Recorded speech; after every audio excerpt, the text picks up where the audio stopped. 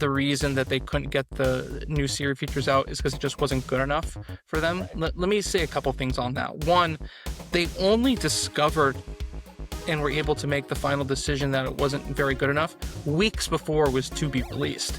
They made this decision like in March. After 3 weeks prior in February, they decided that they would need to delay the rollout from April to May. So within the 3 to 4 week period, you went from a 30-day delay to a 1-year delay. So that's a failure of understanding there. The other thing is that Craig Federighi is the one who sounded the alarm bells on this internally. So he went through like the Apple marketing materials and he did a side-by-side on his beta on his phone of 18.4 at the time compared to what Apple was pushing. And he simply was just like not able, it was just not working. On the other hand, I do want to quell something that I feel Apple has been honest about. John, this has been a wild week. I hope you're ready for this episode. It's not been slow. I mean, it's been busy for us, but I think for our guests, it's probably been even crazier. This is if you're doing a podcast this week and you're in tech, or maybe even if you're not in tech, if you just have a podcast on anything, if there was one guest you want to have on your show this week, we have him. We did our thing to bring it to the masses. Heard it here first. So you've heard this man's name if you follow anything in tech. Especially the past week. Mm-hmm. It's Mr. Mark Gurman from Bloomberg. How are you doing, sir? Good. Thank you both for having me. I turned down a lot of podcasts to be on this one. So look at that. I'm just joking. We appreciate it. We appreciate it. Don't say you're joking. You can just leave it at that. It's fine. Yeah.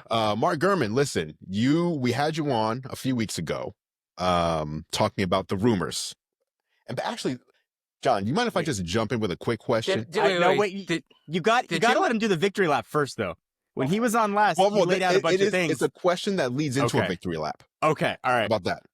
Wait, when was I on? I don't even remember. You were on about a month ago. Yeah. A month ago, okay. A month ago. Yeah. So more than a few weeks, yeah.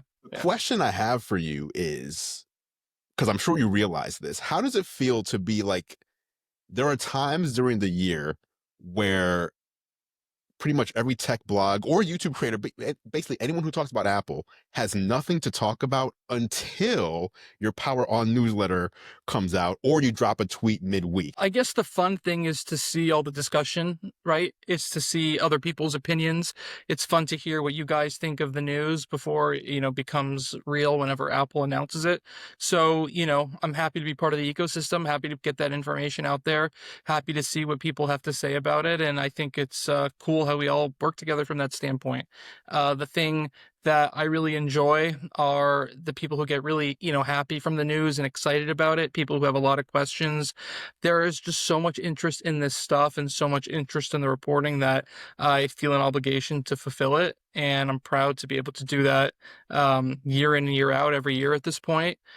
This WWDC was a fascinating one, obviously, because of a few main factors, one being the major redesign across the whole ecosystem, and the other being the lack of, real true in-house AI functionality. So this was a fun one to cover, a little bit different, more muted and low-key, I would say. I'm curious how you felt, Andrew, being there. I think, John, you're still on the Mark Gurman blacklist. Oh, yeah. Okay. I'm on the extra blacklist. I'm on double secret blacklist. Double secret blacklist. And so definitely was fun to cover, but I'm curious, Andrew, what was it like being there? Did it feel more muted than the Vision Pro one and the AI one last year? I think it was a lot of people coming in felt like they were cautiously optimistic in a way that isn't typical. Most years it's like, this is my favorite event of the year. I can't wait to see what they're going to bring this year. But I think Google I/O really had people wondering, like, how does Apple even respond to everything Google showed? And I do think at the end of the keynote, there was a sense both that this was more dense than we thought it was going to be in a lot of ways.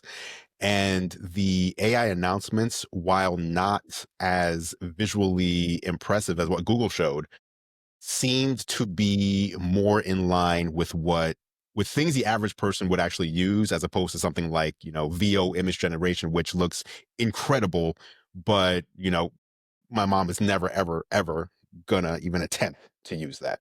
Here's what I'll say on that.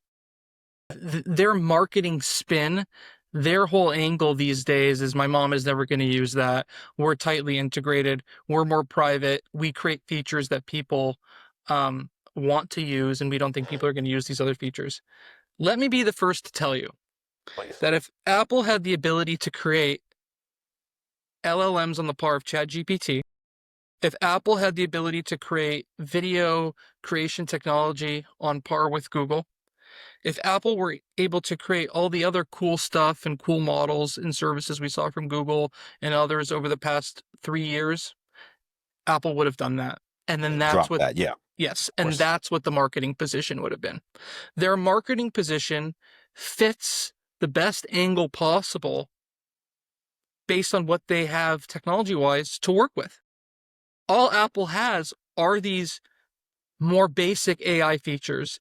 All they have are these 3 billion parameter on-device models and these 33 billion in-cloud parameter models, right? Compare that Is that to all it is in the private cloud? in the cloud, it's 33 billion parameters. Oh, still not that large. Right, and you compare that to the trillions that Google, Anthropic, OpenAI have. And so they are just squeezing the best they can out of the technology they have to play with. So let me just reiterate. If Apple could have created ChatGPT, it would have created ChatGPT, right?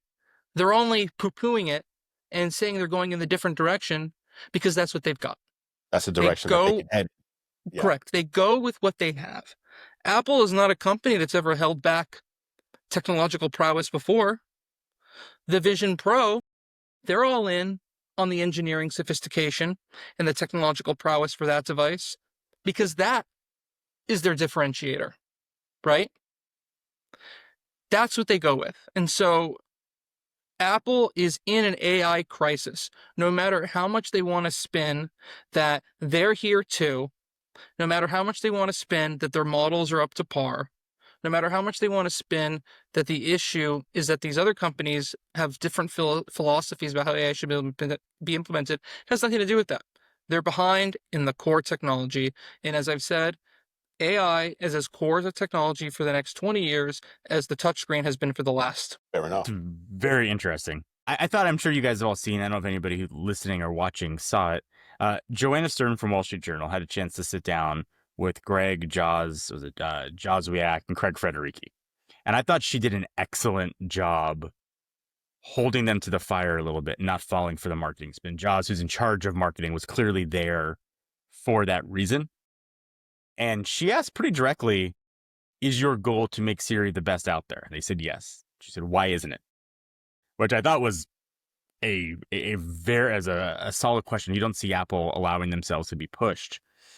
She was asking why what they announced last year didn't come to market. And the explanation, I think, lines up very clearly with what Mark just said. They thought they could. They had working models. They thought they could, and they couldn't. And I think that's why we didn't see these big announcements on stage.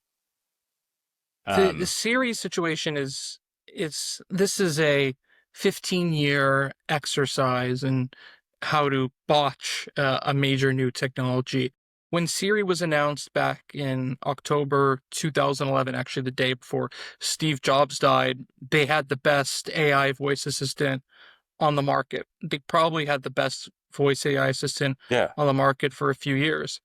But then they completely squandered that lead when Amazon came to market. And I'm not going to go through the litany of issues that led to that, but poor decision-making, management issues, lack of prioritization for the underlying technology and infrastructure, a lack of a sense of what features people really wanted for this technology.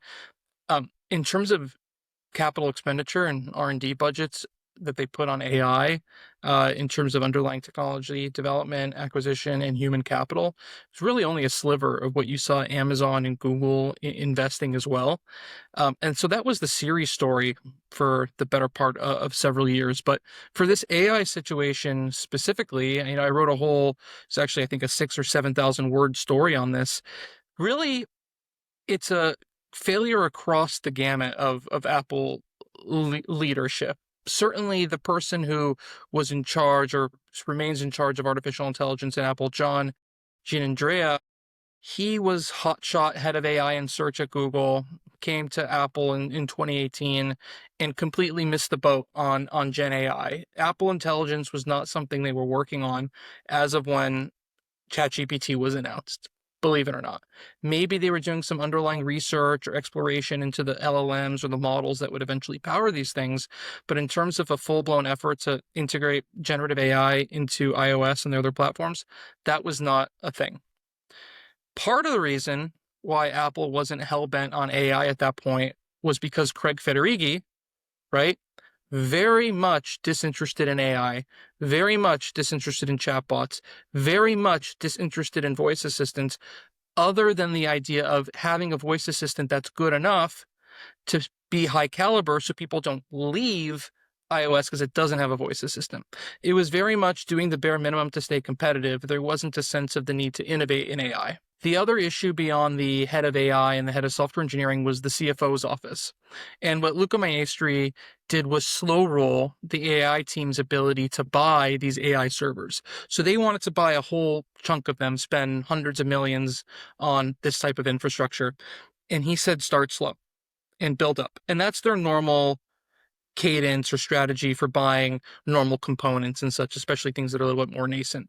They are very, very frugal when it comes to spend internally, which is shocking given how much they meant. Apple is one of the most frugal companies in the world, one of the most cheaply run companies, right? They do not want to overspend, right? That financial discipline is why they make so much profit and they're so well run. But it backfired in this case. By the time they realized they needed all of the GPUs they can get their hands on, there weren't any left, right? And so really it falls on the CFO, the head of AI, the head of software engineering.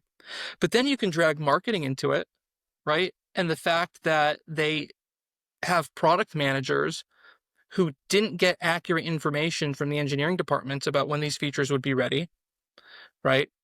You could also blame the marketing communications department, Tor Myron's department, and they created these really nice ads that oversold the material that they had and decided to go all in on advertising the iPhone 16 because the iPhone 16 basically had no other new features for this Apple Intelligence stuff. Remarkable miss and miss and miss across the whole gamut of most of the executive team there. And then you take a step back, who's ultimately responsible for the vision at Apple? Who's ultimately responsible for these issues? And that's Tim Cook. Now, what I'm getting at is the reason that there's no singular figure who's taken the entire sword and lost their job, unfortunately, over this, was because you can't pin it on one person. What Apple has tried to do is throw John Giannandrea under the bus. So what they basically have done, or not basically, what they've done is they've stripped all product-related responsibility from him. He has no consumer-facing product development. He's just doing underlying research and testing and underlying large language model and AI research and development there. But he lost thousands of engineers, including all of Siri engineering. And he also lost Apple's robotics department, which obviously is going to be a very big deal going into the future when you talk about future product categories. And he has less of a voice when it comes to product development. And this is a man who came here from Google, where he had built an incredible career. He had sold multiple companies. And, you know, there's one school of thought where he came to Apple and he missed the boat on Gen AI and he screwed this thing up for them. But on the other hand, you know, the other school of thought is that he was just put in a bad position and he was not put in a position to succeed. There are so many roadblocks that he had to deal with, down to working with an AI skeptic in the software engineering department, down to Apple operating like a family business. Either you're in the club or you're not in the club, having to deal with the financial restrictions, having to deal with the iOS restrictions. So he's found it difficult over the last, 6, 7, 8 years that he's been there too. And so just so many fingers being pointed in all directions is that's really why you can't, get rid of one person for this and have one person explain it to me. So in a way, they're really all responsible. They made their bed and now they have to deal with it. And the problem with AI is that it doesn't move at the snail's pace of Maps, where now Apple Maps is, I use Apple Maps. I don't use Google Maps. I think Apple Maps is amazing. They had 10 years to catch up with Google Maps because Google Maps wasn't getting any better.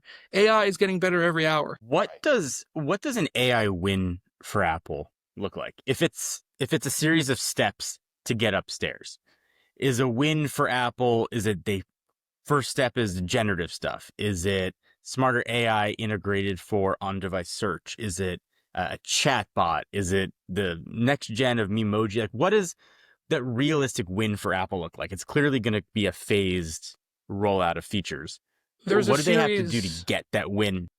Well, there's a series of things. I would say in the short term, which is within 2.5, 3 years, one, you need to get those new Siri features out. Two, you need a chatbot, which, despite what they said in that interview and other uh, elements of their press tour this past week, they are working on. It's called Knowledge internally. Uh, the people who actually were in charge of the new Siri are in charge of Knowledge, so hopefully they fare better there. So first thing is get those Siri features out, get the chatbot out, right? Either as an app or tightly integrated. You need to get Siri conversational working properly. You need a conversational Siri that is on par with voice mode on ChatGPT or Perplexity, right? You get those three things out, then you have a strong foundation. Then you are at a somewhat even playing field from a consumer demand standpoint, and then you can start building. They don't need to do any of the flair or the exciting things that you see from Google lately, like the video generation or whatnot. You have a strong foundation, and then you can get there in 3 years. So build from the bottom, and then you can tack on top. I think Apple has a too high expectation of themselves or of what AI should be able to do. And what I mean by that is, their struggles aside, it almost seems like Apple wants AI that makes no mistakes. And if you look at Gemini or ChatGPT or any of them, they very often will hallucinate or make mistakes, but we've come to kind of accept that and like that's just part of what AI chatbots are.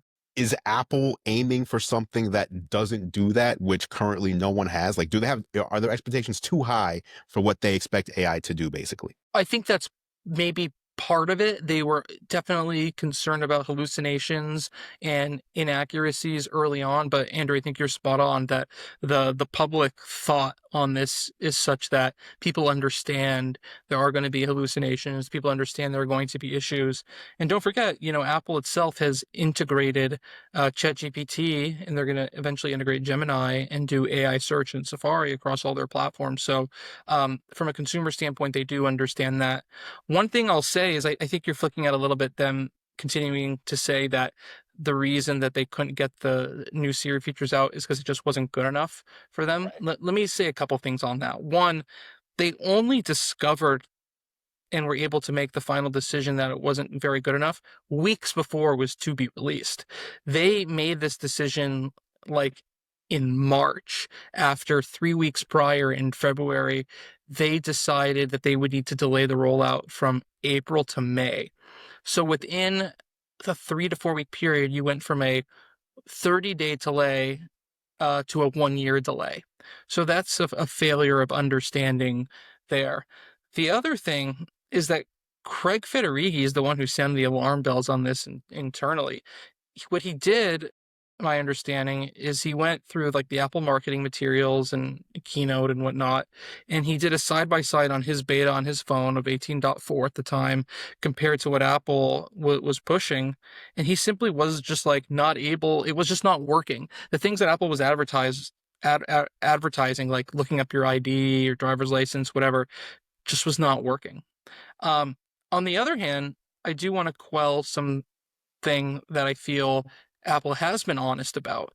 All indications from all of my dozens of sources on this is that the demo that Apple showed at WWDC back in 2024 was legitimate. There are some people who are trying to say that it was vaporware and it didn't exist and it wasn't real. It's certainly vaporware because it never shipped, but it was real. The nuance there is that they shot it. Who knows how many times it took them to shoot it till it worked properly, right? But to say that it was fake is not true. It's just they put it, A, probably in the best position to succeed, and B, don't forget they were the only ones using that. The cloud wasn't, right? And B, they probably had to shoot it 3 times till it worked properly, but was not fake. So you're saying what we saw, what they shot was actually shot on the phones they were holding. It wasn't like they overlaid a display on top of a dummy phone or something like that.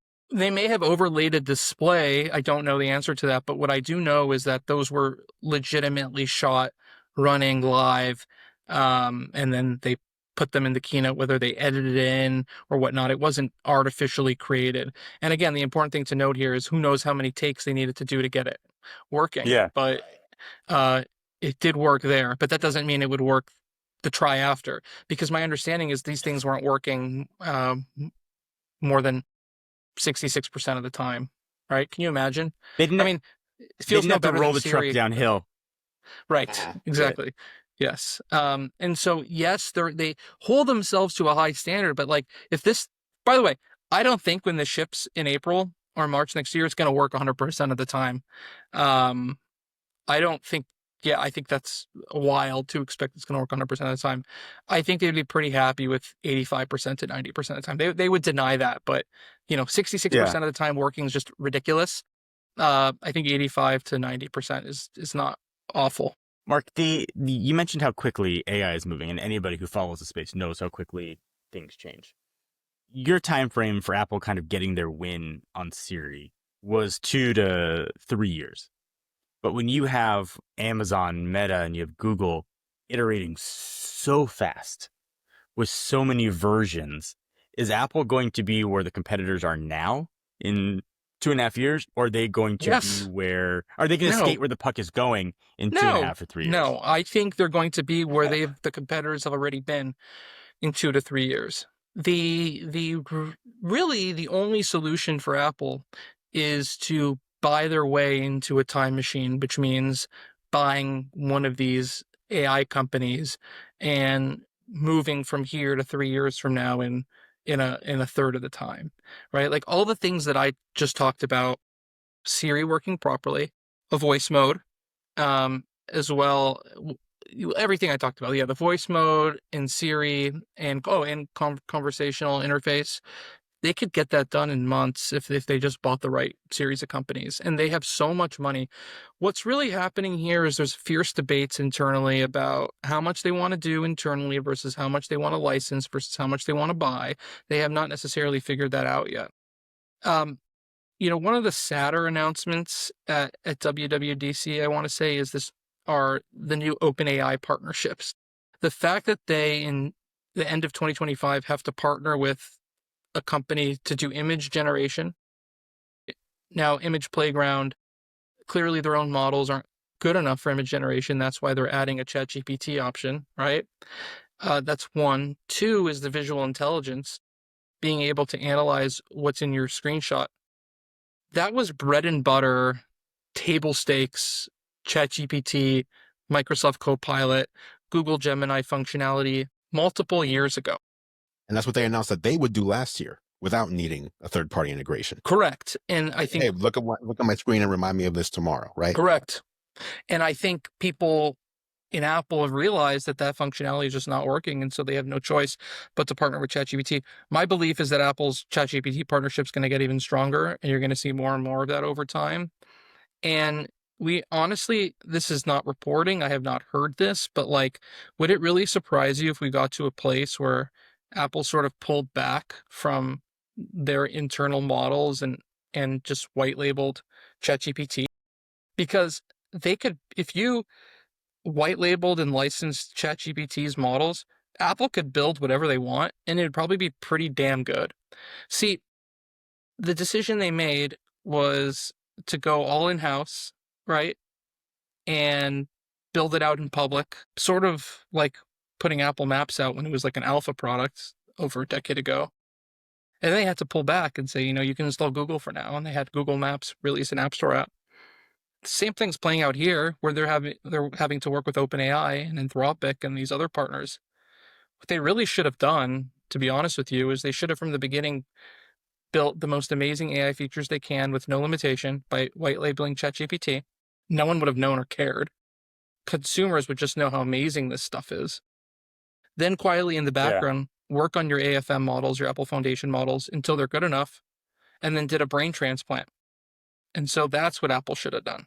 we've seen Apple have relationships with companies like Google or Microsoft or Qualcomm, and they turn pretty contentious after a while. Do you not see a danger in Apple relying so heavily on OpenAI's models as opposed It's a huge to, danger. you It's a know, huge danger. There's the building it? there's the competitive reasons. Obviously, OpenAI is going to be a hardware competitor. And then there's the fact that models are so table stakes to the future of computing and so core that it's like you don't want a third party being the models that underpin your platform. But you also don't want to release a crappy set of products. And so they should have probably went with the white label approach from the beginning. You know, you guys cover all these phones like I do, and Samsung is completely based on Gemini. It's a white labeled version of Gemini. And the Samsung AI works quite well. I mean, it's not the best, but it works quite well because they're relying on Gemini. And I'm sure in the background, they're building up their own models. And at some point, they'll do a switch behind the scenes from Gemini to, Bixby models. But until then, the consumer is getting a good product. I believe it was around this time last year, Phil Schiller was supposed to take an observer role on OpenAI's board.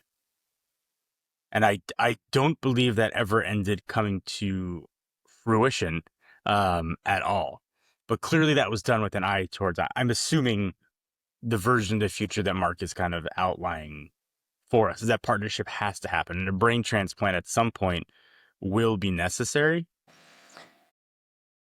But your phone can never say, do you want me to send this to ChatGPT? I mean, it can't boomerang like that anymore. Yeah, I was the one who reported on the Schiller to take the board observer role. That fell apart within like a week after I reported it. I don't recall the story of what happened. I think it had something to do with financials related to a round or a raise or their corporate structure changing. But yeah, that was the plan, that Schiller would take that board observer role and be able to see, exactly what was going in and out in the company. And so it was strange that it didn't happen. So I don't know. I want to just pivot for a moment if I can. I had some questions from people online who knew you were going to be here that wanted to ask, like, if they could sit with you, here's what they would ask. The number one question, and this is a big pivot, so excuse me for pivoting so abruptly, is how close were we to getting round icons? How close were we to getting round icons? Round icons was never a thing, never a plan, in iOS. Never a discussion. Never. No, it was not a thing. It was not a thing. All right. I don't know where that came from. That was question number one. Pivoting back to AI, I thought it would be fun to ask ChatGPT, and I used Model 4.0. We're interviewing Mark Gurman. What questions would be good to ask him? Well, that's right. We're talking about AI. So as good as AI is, right? As good as we're talking about ChatGPT, the first question they had was, Mark, the iPhone 16 is looking like it's going to be a really heavy camera update and maybe a bit boring elsewhere. Is Apple saving the real fireworks for next year's iPhone 17? First thing I'll say is I used ChatGPT for something earlier today or yesterday, and this happens from time to time where its database, its information is out of date, and it's so frustrating. So it's not like any of these systems are perfect. Crazy. But you do get the sense that ChatGPT is quite a bit further along, I think, to say the least. In terms of absolutely, in terms of the fireworks you mentioned, I mean, internally, this year's phone is considered a redesign. They call it an ID change, so an industrial design change. So part of that is because of the 17 Air, whatever they're going to call it, basically the Samsung Edge competitor, quite thin. It's basically the same thickness as an iPad Pro 12 point or the 13-inch model, I guess they call it now. So that's definitely an ID change there. The base 17 looks the same, but the 17 Pro and Pro Max, you do have that new camera area on the back and the new, lower portion of the phone with the glass and whatnot. And then they're using aluminum instead of titanium for the casing. So it is technically an ID change, but from a visual standpoint, I think it basically looks the same, right? I mean, they've basically had the same design. So the iPhone, let's see, the iPhone 12 through 17 is going to be the same overall design. It'll change in 20. Is it changing in 26? No, 2027 is when the big redesign is. How does Apple spin the move away from titanium to aluminum? Like after touting it for keynote after keynote, the benefits of titanium. Right. And with aluminum being what was used on the base models. Yeah. Yeah, I don't know. I'm sure they'll call it a higher grade or a higher quality aluminum. I mean, you guys know that the titanium is just a shell, right? You know, it's aluminum under the titanium. It's just like a titanium glaze on top. So I'm sure they'll say something in terms of the environment, or they have a new age type of aluminum that allows better colors or heat dissipation or whatever. I'm just speculating. I don't know, but it is going to be odd. It is going to be under the radar, and I would assume this is the type of thing that would come up in like a post-game conversation with Jaws and Turnus, not something they're going to spend time talking about. Like, they're not going to, it's not going to say in the press release they've moved from titanium to aluminum. Sure. They'll just say it's aluminum, right? So I don't know. I don't know the rationale, but definitely it was a little odd that the titanium was just like a layer on top of the aluminum. Yeah.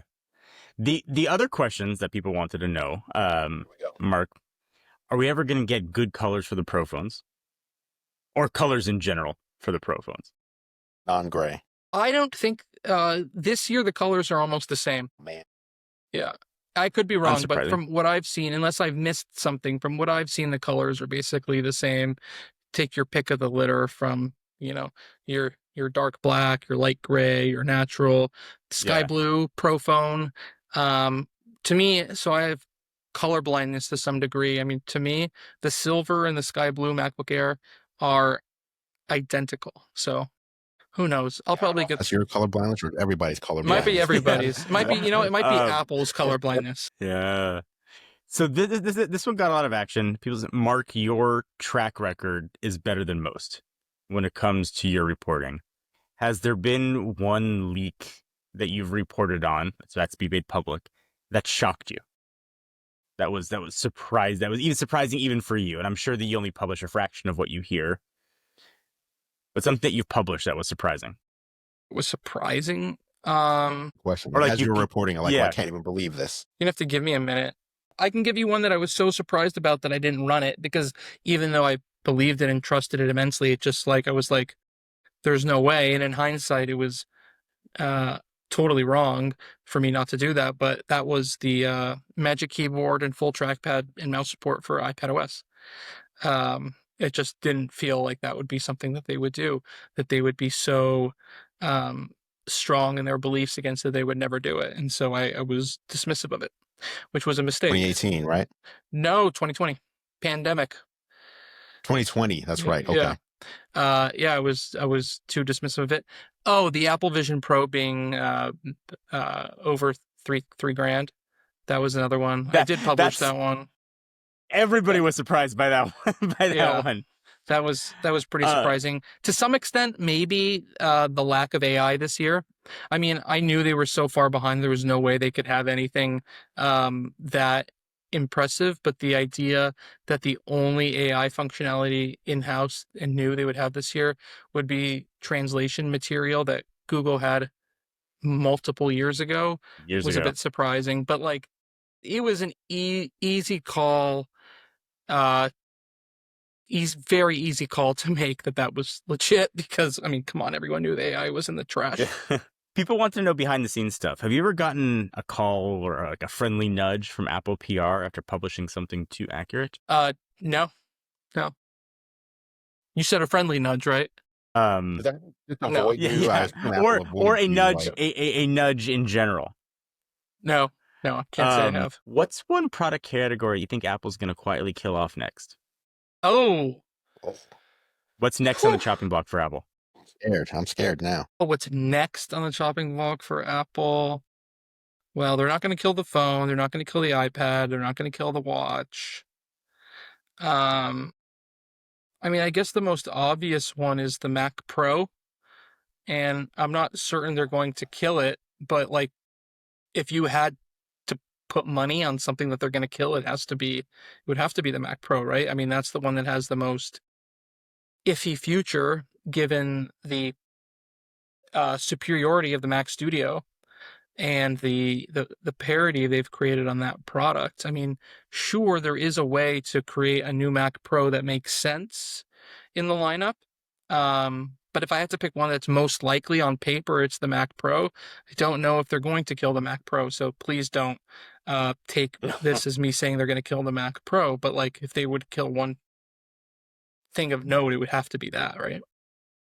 What about HomePod? I know there's been talk about Well, the they HomePod should at this they point, should kill the HomePod. No, I'm joking. but so reliant on AI for what's coming next, and sort of reliant on Siri and voice. So it seems like releasing a product that plays into their not strengths would probably not be the most prudent.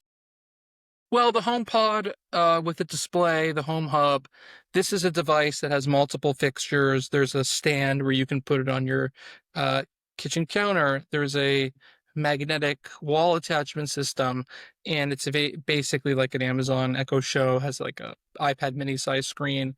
That device is built around the new Siri features. And so that was supposed to be announced March this year, and ship in the April-May timeframe before WWDC. And that is just obviously something they weren't able to do because it was so reliant on those Siri features. And the big question, I guess, is, will Apple still roll that out this year? Will they roll it out before the new Siri features are available and then promise those Siri features as an update? I think that's definitely possible.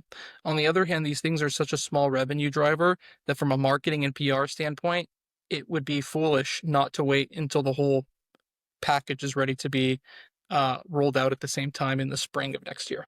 The last one that I had, and you kind of alluded to it, the iPhone 17 Pro being a small design change, but overall aesthetically similar, but the iPhone 18 Pro being different. So the two-part is... Well, I think it's the redesign would technically be the 19 generation, which I would guess they'll call it the iPhone 20.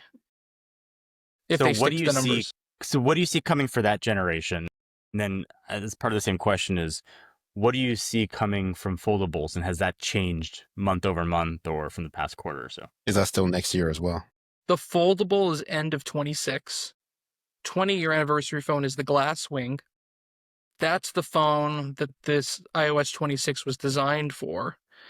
And it has these sort of waterfall curved edges into the band around the phone at all the edges. And so it feels like just curved glass all around. It's like the iPhone 10 design on steroids. You know what it's like? It's like, do you remember they call it the Edge. Galaxy Edge. Yeah, they call it the Edge, the thin phone, the Edge now, but back then, it was the Edge. Galaxy is that Edge, it? man. Yeah. Oh, is it Galaxy 10? Oh, is that it? Galaxy. Oh, that's the 10. Yeah, we thought you were pulling on an Edge. Oh. The original Galaxy Edge was awesome. People don't remember it had one side that was kind of curved a little bit, and that was sort of Samsung. I didn't like. But they had the edge panels and stuff. You could swipe in and do stuff. You could put it on the side. At least they were trying new and cool stuff. Yeah. That so design. When you say iOS 26 was built for this phone, what does that mean? Like what does I guess by that time iOS 27 next year. Sorry, 28, 2 years from now. What is it about it that's gonna make this phone an even better software experience than what you would use on it's just gonna feel a current like, iPhone today? It's just gonna feel like more glass and all glass, and so glass heavy user interface, glass heavy hardware. It's similar to, remember how it was like iOS 7 and the iPhone 5C felt like it was one sort of product and all together. That's really what the goal is there. What about ports? Ports is so interesting. Will it have ports? Well, it's interesting you asked that, because the iPhone 17 Air was originally developed as Apple's first port-free iPhone. And it's interesting because if you look at the thickness, it's like a USB-C port, is the same thickness as the phone. So it's really thin. I don't believe they made a final decision if they're going to go portless on on that phone that year. I would assume yes, right? If you're going to do it, that's the year to do it. They want to see what the reception is to these thinner phones first before they finalize the ID changes for the 20-year anniversary, I'm told. The foldable coming next year for sure has a USB-C. I believe it has Touch ID as well, actually, from what I've heard. The reason being the thickness of the panels, right, or the two panels, they're so thin. I believe they're about 4 millimeters thin a piece, or even sub that. It's not enough room for the depth of the front facing camera, because remember the way Apple does facial recognition from a security standpoint, it really requires true depth sensing and a good sense of depth of field, and it's not the software-based approach you're seeing from other phone makers. It's really nitty-gritty into the hardware, and that requires, physics. Yeah. Whereas fingerprint, if Apple does this, that's been mastered to be as thin as a toothpick. If Apple does go portless, how do they handle encrypted and secure data transfer? Is it data over MagSafe? Is it ad hoc Wi-Fi? Is it somehow Bluetooth? Is it a proprietary connection? I would guess MagSafe becomes the hard data conduit. Interesting. Is that technology, excuse my ignorance, is that a technology that exists right now into the standard? I don't think so. I don't think ultra wideband, I assume. I'm going to assume they're going to put ultra wideband in the puck, and then you have a really fast maybe a combination of both. What about the future of Vision Pro? You've written about this. You've talked about Apple's commitment to it. And I have more to say on that. Pro is heading. I'm not gonna. I can't break big news on here, but let's just say the Vision Pro has a big future. I certainly would not bet money on killing that product. What I've reported, and there's way more to it that I'm not going to share right now, but I guess I'll go into some detail. What I've reported is there's absolutely a cheaper. Well, let me step back on cheaper. With tariffs, you never know what's going to happen. So there's for sure a model that has been designed to be cheaper. Let's see how that actually shakes out. And lighter. Okay. Then there's a new high-end model that is tethered to the Mac. And the tether is for low latency applications, things like surgery, technical work, manufacturing, car technician use cases, where you can't have any latency between what's going on the computer you're synced with and the device itself. So I reported a while ago that Apple had been working on a pair of augmented reality glasses. So the X-Real glasses? You basically plug and play. They're awesome. You plug and play, you get your Mac display, your iPhone display. One of those, but for the Mac, so Mac tethered AR glasses. Basically, that's out the window. It's Vision Pro caliber quality tethered to the Mac. That's not geared for consumer product? Sorry. Is that going to be a consumer product, or is that like a B2B kind of? I don't know, because Apple doesn't really do B2B products, right? Right, exactly. That's why it seems interesting. So the way you described it seems like, why would anyone go to the Apple Store and buy that? Well, don't forget what's the best feature on the Vision Pro. It's the Mac monitor, right? So maybe this is, specific for Mac monitor use cases, right? So the technology, though, is for a tethered, latency-free product. Mark, what about tethered to iPhone? Tethered to iPhone. So the original idea for those tethered AR glasses was to tether to a phone, but the power wasn't there, and the battery draw was too high.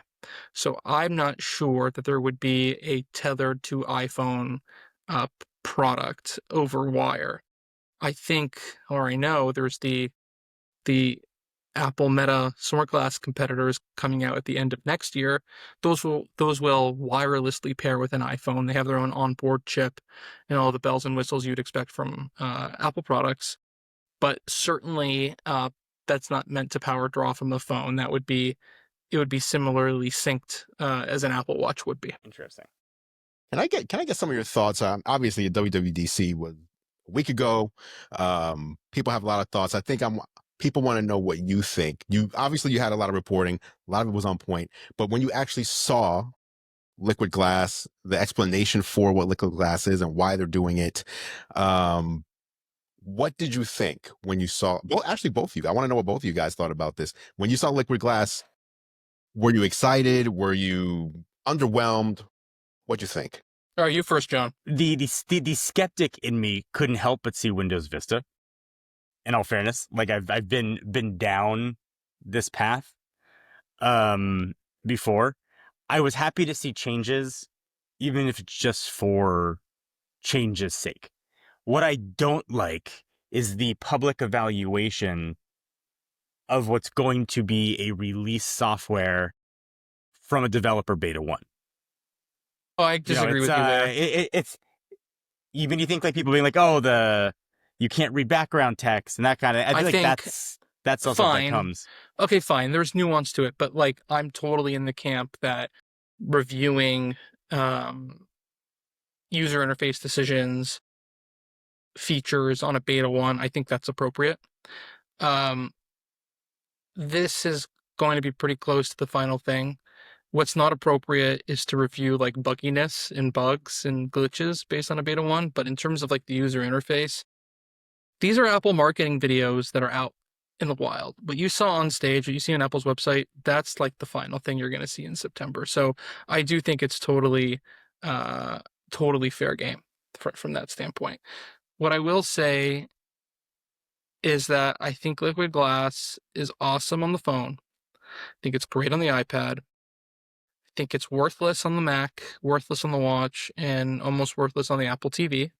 I think it makes a lot of sense with its fluidity when you're swiping on different user interface elements and the popovers with touch. I think it doesn't make a ton of sense for a point-and-click interface. On the Apple Watch, they did the bare minimum, so it's kind of like whatever. On the TV, it looks great. On OLED, looks terrible on LCD. And so I think it very much pretends to a touch future of the Mac. For sure. Absolutely. I mean, the Mac is, no matter, what they're going to say until then, the Mac is going touch. Whether it's from a convertible foldable notebook or whether it's a MacBook Pro in the current form factor with a screen that goes touch, this is going to happen, and it's going to happen this decade. That's interesting. I have a lot. I have a lot of thoughts on that. I feel like I've personally been talking out both sides of my mouth when it comes to design. Like on one hand, I've been begging for Apple just to do something different. The meme of poking with a stick and just do something. Since iOS 7. On the flip side, I don't love the aesthetic look of what appears to be what's going to make its way to phones. It seems a lot of just design and change for design change to say, look at this different thing. Wait, why are you hesitant that love this is design. this? You think it's going to change between now and September? We've seen things change. We've seen design tweaks change. We've seen opacity change on drop-down menus from previous early beta cycles. Maybe it'll change. Maybe it'll change a little bit, but I don't think drastically. Remember, like 2 years ago, they had the new Safari with like the bar at the bottom, and everybody rebelled during the beta. And then by the time it shipped, iOS, I think it was 16, they just completely undid what was a main part of the keynote because everybody hated it. Notice this year with the phone app. The phone app had that potential, and you saw what they did. They put the toggle in the UI. Yeah. When has Apple ever done that? That's like a Google thing. Like, press this button to see the beta version of the new gen UI, and Apple's just thrown that right into shipping OS. It's like we're using Outlook. Do you want the legacy version? Yeah. Or the new one. I think your point about a touchscreen feature for the Mac is so apparent.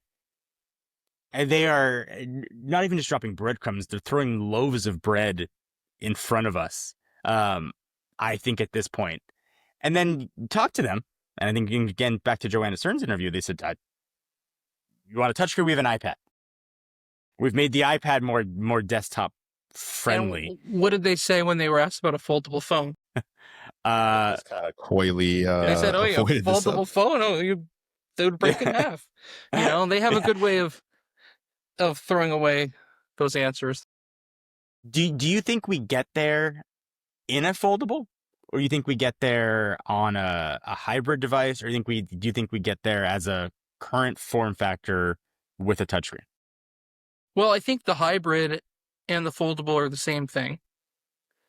And so I think you're getting my prediction would be that you're going to have Macs in their current form factors with touch and hybrid / foldable Mac / iPad, the 19-inch foldable tablet device.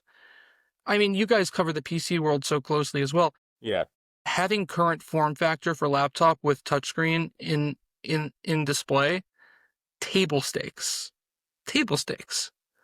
right? It's a check mark on a spec sheet these days. Yeah. So it's going to happen at some point. Are we looking Mac OS 27, you think? For what? For touch? For touch.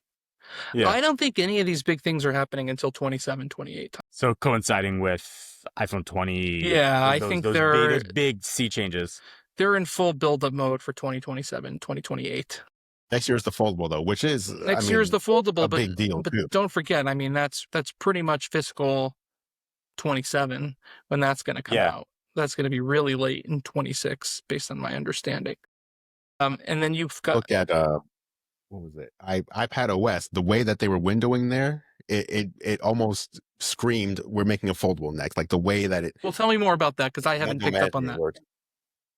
Well, so one of the briefings was, let's show you how iPadOS 26 works. During the briefing, they showed us windowing, but the other thing they showed us was how you can automatically tell it, like, you know, put all my windows, put them all in one corner, or give me 3 windows evenly spaced side by side. And as you were doing that, as they were showing that, it became very obvious. Like, it just looked like you want to just pick up the iPad and just fold it closed, like the way that the windows can automatically move almost based on a form factor. So as they were doing that, I said, this really looks like something you could do that would be optimized for a foldable. What did they say? They all, same thing. They kind of were like, well, we'll see what happens in the future, that kind of thing. So it was like, I see it. I can see the foldable being something that's almost a hybrid of iOS and iPadOS. I love iPadOS 26. I think it was Apple being like, yeah, we know. Like, choose how you want to use an iPad. Yeah. Right. Choose how you want to use an iPad. You want full screen apps like you're used to? Great. You want Windows? You now have the option. I think in the long term, personally, I think it saved the iPad as a relevant topic down the road. I really do. Form factors are going to change. Foldables are changing. I thought it was, even if I may never use it, I thought it was finally Apple recognizing not only mea culpa, but I thought their implementation of it was very good. Well, anything is good compared to Stage Manager, I'll say. But yes, I agree. They did an amazing job. For me, the 3 standouts at WWDC were the iPad feature upgrades, multitasking being at the forefront. Number 2 was the new CarPlay. For me, the most interesting part of CarPlay Ultra are the widgets. So being able to get the widgets in a non-Aston Martin, just terrific. I wish they would add shortcuts because my garage door is based on, a shortcuts widget. And so it'd be great to add that. Do you use MyQ? No, it's, I forgot what it is, but it's not MyQ. And then the other one is Vision OS. I think that the eye scrolling, if you guys still have Vision Pros tucked away somewhere, pull it out and try the eye scrolling because it works pretty damn well. So cool. Hey, by the way, I know it's not in the beta, but Jupiter is. Well, did you get to try it? I got to try it. Okay, tell us about Jupiter. Crazy. Because it's the first interactive environment. Exactly. That's what makes it interesting is you have a panel inside Jupiter, which first of all just looks incredible in front of you. You're actually on the moon looking at Jupiter. And then you can control the placement of the sun. So you can see not only on the moon around you how it looks during whether it's sunrise, sunset, midday, but also how it affects Jupiter. And then you can go to nighttime on Jupiter. It's just wild because the sun is on the other side, and you feel like it just feels like someone's going to come up from behind you and like throw you into the the emptiness of space. All you can basically see is the Milky Way, and that's about it. But being able to actually learn about an environment inside the environment while you're sitting there and control it is interesting. And Jupiter has a 10-hour orbit, I learned. So you can fast forward or slow it down. So if you just put it on real time and you put yourself in the environment and you just sat there for 10 hours, you would observe a 10-hour orbit with the sun. Everything's in real time. And of course, like I said, you can just speed that up and just watch everything in fast motion. I'm still waiting for indoor environments from them. Everything's kind of outdoor and lonely. Like I'd love to be in like a large ski lodge or a library or something, but having interactivity in there was pretty cool. Here's a question for you. When you go to launch the Jupiter environment, did they add like a second page of environments, or did they remove an environment? How do you get to Jupiter? They had me do was just turn the crown and I was already there. So I didn't get to see launching the environment. I want to ask you one last question before we get out of here. Switching off of Apple for a second. I'm a big fan of your Discord. You got your Discord group and you do live streams there. So I'm letting people know if you want to hear from Mark more often, he has live streams in his Discord where he drops news sometimes. And one of the things you said, I think in the Discord before last, is that you are involved in telling the story of the upcoming OpenAI device. IO, Correct me if new company. If I'm saying it wrong. You may have, you may not be ready to talk about it yet, but you're kind of involved in the storytelling eventually of what this thing is. I was wondering if there is anything that's not, breaking any NDAs or anything, but kind of sharing maybe what you've already shared about this. What is happening with OpenAI as it pertains to hardware? What are they doing? I think what OpenAI and Jonny Ive and Love From are doing is quite amazing. So basically, Love From has become, they've had all sorts of clients. They have Ferrari, they have Montclair, they have Airbnb, but they're not taking on any new clients of significance, maybe some smaller projects here and there. But they're becoming basically the de facto design studio for OpenAI. Everything from software interfaces to branding, to marketing, design, obviously to hardware design. And, Jonny Ive's stamp is just everlasting, and he has the best design chops in the universe. I mean, you look at Apple products today, it's not even fair to say they're an incarnation of his design. They still are his designs, in so many different ways. And so we're now going to see the person who was able to develop the hardware around the core technology of touchscreens develop the hardware around the core technology of AI, and really see that what this person who helped create the iPhone, iPad, and Apple Watch thinks AI should look like in a consumer hardware product standpoint. And so I'm very excited to see the final product of what they come out with. I believe that ChatGPT and OpenAI have the best artificial intelligence, and now they've teamed up with the best hardware designers and potentially software designers in the world. And so I think that it's going to be far more successful than any AI first hardware company we've seen to date. And I'm looking forward to seeing what they do. Obviously, there's so much risk. I think the biggest risk that comes from this is there's a lot of deficiencies when you replace a display and you have voice first interactivity. And so they have a large mountain to climb. But I think if anyone can climb it, it's really, Jonny Ive and OpenAI together. Do you feel, looking back, Jonny Ive right before he left Apple, the tail end, it seemed like people were kind of wondering if he lost it. Like we had the MacBooks with the terrible keyboards for years. We had no ports until he left. And I think even like the flat design of iOS 7 and beyond those next few years, people were like, is this just change for the sake of change? Do you think he still is? Does he still have what he had before, I guess, Oh, yeah. without Steve? I think it's without question. No question. I believe in Jonny Ive. Jonny Ive, all right. First of all, Mark, I always appreciate the candor. We don't always see eye to eye, but Absolutely. Your opinions always come from a very educated place. I love hearing your thoughts on everything kind of across the board. We all have perspective in reverse, right? We all can see what's come for these categories and products that we all love. But very rarely do we get to talk to somebody who has some perspective the other way. And I love this analogy from Wayne Gretzky, but can see where the puck is going. All right. And I know there are things you probably can't share or can't talk about here, but the forward-looking perspective based on empirical evidence and thought and insights from people who know, I always find fascinating.